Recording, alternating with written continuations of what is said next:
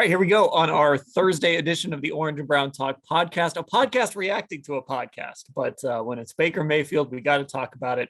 He went on the YNK, You Know What I Mean podcast that finally released today. We're recording this on Wednesday. I joked with Mary Kay earlier this week. It released like 2 podcasts a month. So we kind of felt like maybe this was going to be the time that it would drop. And man, it must be nice to sit around and record 2 podcasts a month and everybody listens to it because it's Baker Mayfield.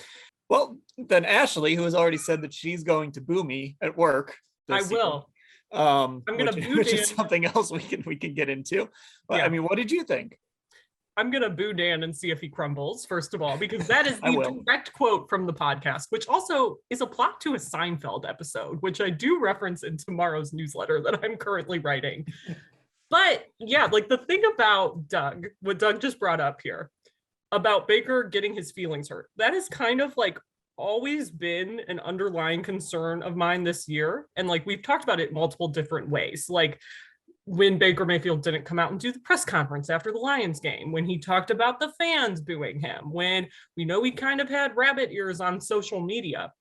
He kind of confirmed all of that in this interview for me. And that was the interesting part of it. And he did admit he thinks he needs to be better with that. Now, obviously, the point is moot with that in Cleveland, but he still was kind of taking these subtle digs, if you will, when he can, like when he talked about feeling disrespected.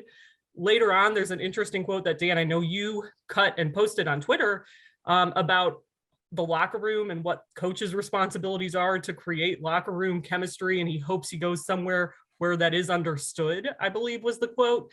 So he's saying he learned all this stuff. And I'm like, did you really? Like, have you really been staying off social media? Because obviously we got that letter from him the day after the Browns interviewed Deshaun Watson the first time. And if he doesn't post that, who knows what ultimately happens with that, which has been a discussion before. So overall, like my overarching feeling was Baker says one thing that he's learned, he's grown, but I'm like, has he really? And I don't know the answer to that. Yeah, I think, Ashley, you're kind of going down a road I was thinking too. Scott, what did you think? It's mostly confused, confused why I was listening to this, confused why he was doing it. I mean, other than like, this is a question I always ask myself whenever Hugh Jackson talks is why is he doing this? And we know why Hugh does it. He wants to, he wants to be a head coach in the NFL today at some point. I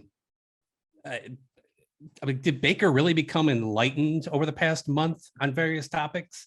Or was he simply trying to sound like a responsible guy that another team might want as their quarterback? And I think it's the second thing, because like hearing him preach about the dangers of social media and spending a lot of time on it was something. Like nobody talked to him about that when he was a rookie. No, he didn't realize that after his first year in the NFL, after his second year in the NFL, after his third or fourth go around with Colin Cowherd. And he talked about the challenge of motivating players who are in it for the money. And he described that as a new challenge. Did he just recently realize that there are players in the NFL who are in it for the money 4 years into his career? Like, is this a new phenomenon for him? So just a lot of confusion when he talked about those players, like having to motivate those players. Who was he talking about? When he talked about players not liking him and having to deal with that, who was he talking about? So yeah, just a lot of questions and confusion. And I think really the umbrella over all of it is why, other than maybe this is your buddy, why do you do this podcast? If he was kind of trying to sell himself as like a different Baker, I didn't hear that. I mean, maybe somebody will disagree, but I heard kind of Baker just sort of being the Baker we know. Do you agree, Mary Kay? Did you hear kind of the Baker that we've known for the last however many years? Yes. And it brought to mind, Dan, something that occurred on the Joe Thomas podcast that he did with us. And this just really stood out to me, that Joe Thomas said that he reached out to Baker Mayfield when he was a rookie, tried to welcome him to the team and, and just lend a hand and just tried to establish a connection. And Baker really didn't take him up on that. And I thought that was very, very significant.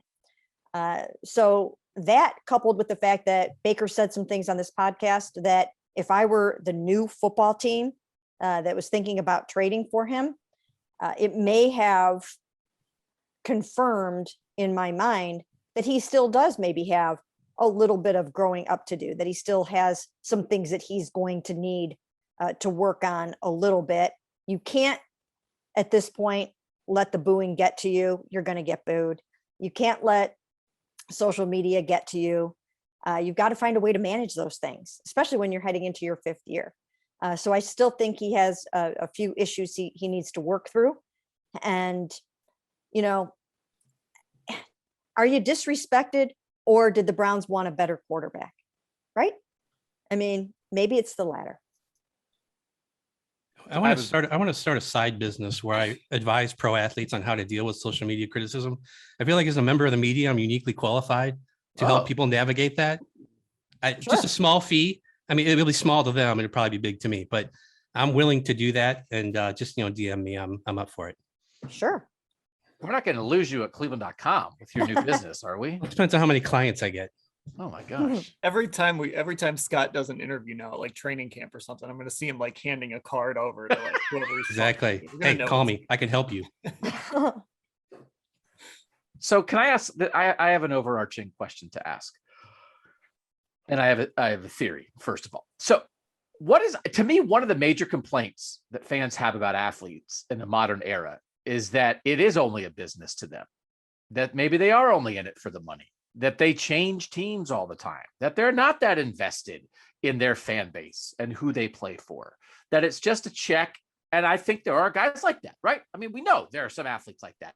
And I think fans don't like that. Fans want athletes who will live and die for their team. They want athletes who seem to care as much as they do. So it feels like to me, some expression of this, of Baker Mayfield, is exactly what fans want.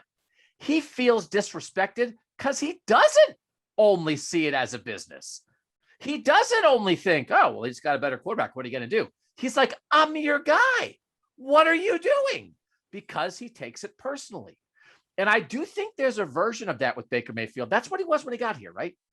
Mm-hmm. I think there's a version of that. If he can twist it like maybe 30%, I think it can be really effective.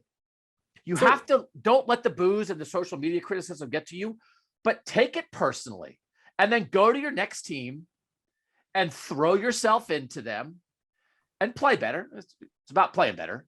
But a lot of, I think the worst of Baker is also the best of Baker. But this is what happens when you have an athlete who takes it personally and it doesn't work out. It's not just a business. And it feels like there's a lot of expressing of that to him that I don't think we'd hear that from a lot of guys, because I'm not sure most guys view it like this.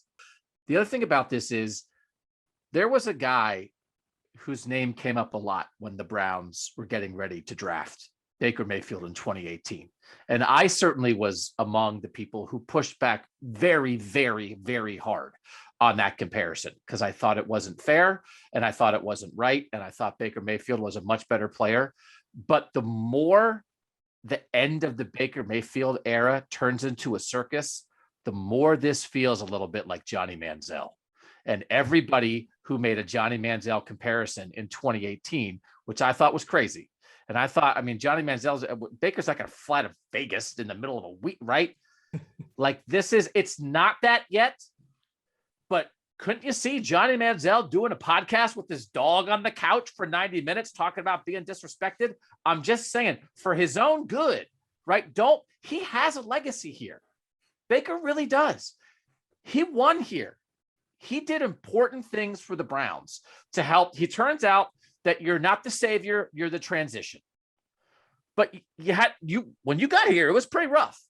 So there are a lot of things that he deserves credit for. I hope he doesn't unnecessarily torch his Cleveland legacy anymore. Not that this podcast did that, but at some point, just everybody, which is what you guys are saying, just move on. Thank everybody for the 4 years you had together and get to the next thing. Because Baker hanging around and doing a little more of this isn't going to serve anybody.